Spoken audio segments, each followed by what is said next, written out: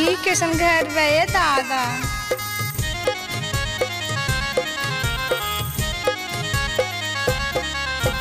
नया लड़की से शादी कोइलसी, नया लड़की से शादी कोइलसी, बुढ़वा के जामल पाख आई हो दादा, आई हो दादा।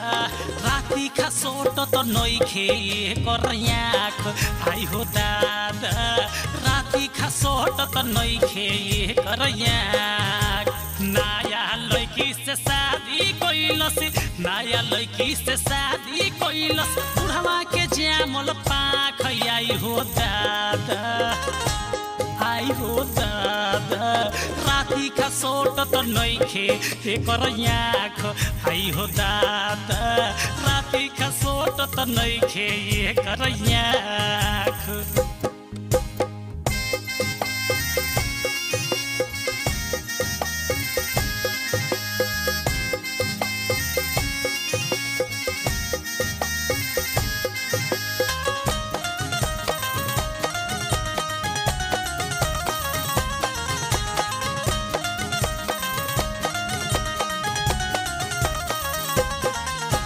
नैहर के खेल खाइलो यावे लसो मिलो नुआ, इनका के दिलवर जानी कहेलो सब बुढ़वा के कहो सब पहुना।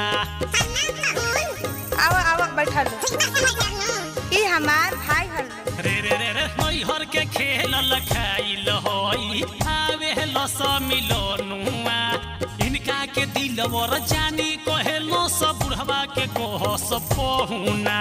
मुहावा में चौकठ नइखे, मुहावा में चौकठ नइखे, उमर बस 60 आई हो दादा, आई हो दादा। राती खसोट तो नइखे करयाख, आई हो दादा। राती खसोट तो नइखे करयाख।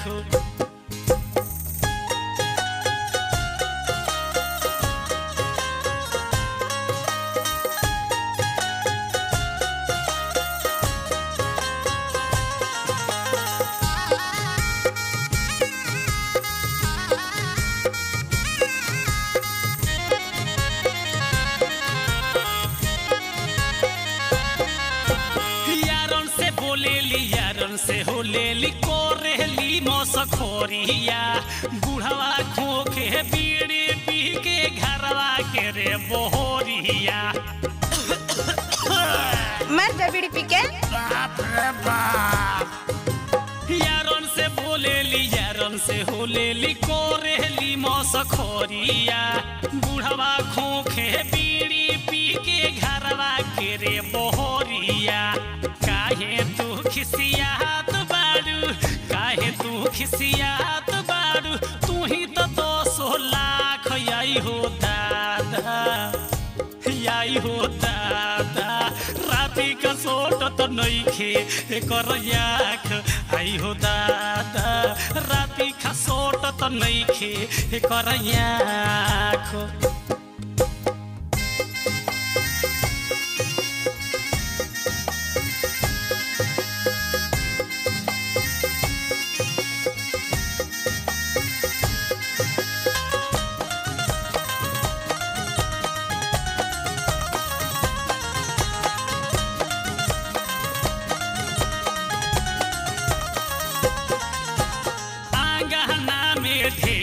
गिरे केहू मरेला सीटी, केहू थमावे बुढ़वा के चुपे प्यार वाली चिट्ठी। बाद में दिया बुढ़वा देखा था। अरे छेदबलिया पहई कवन घुमता रछरे। अरे यहाँ गहना में ढेला गिरे केहू मरेला सीटी, केहू थमावे बुढ़वा के चुपे प्यार वाली चिट्ठी। बुढ़ावा तो लीला देख के, बुढ़वा तो इनकर लीला देख के भइल बायावा आई हो दादा, हो आई हो दादा। राती खा सोट तो नइखे करयाख, आई हो दादा। राती खा सोट तो नइखे करयाख। नया लड़की से शादी कोइलसी, नया लड़की से शादी कोइलस बुढ़वा के जामल पाख आई हो दादा आई हो दादा राती खा सोट तो नइखे करयाक आई हो दादा राती खा सोट तो नइखे करयाक नया लड़की से शादी कोइलस नया लड़की से शादी कोइलस बुढ़वा के जामल पाख आई हो दादा आई हो दादा राती का सोट तो नइखे करयाक आई हो दादा राती का सोट तो नइखे करयाक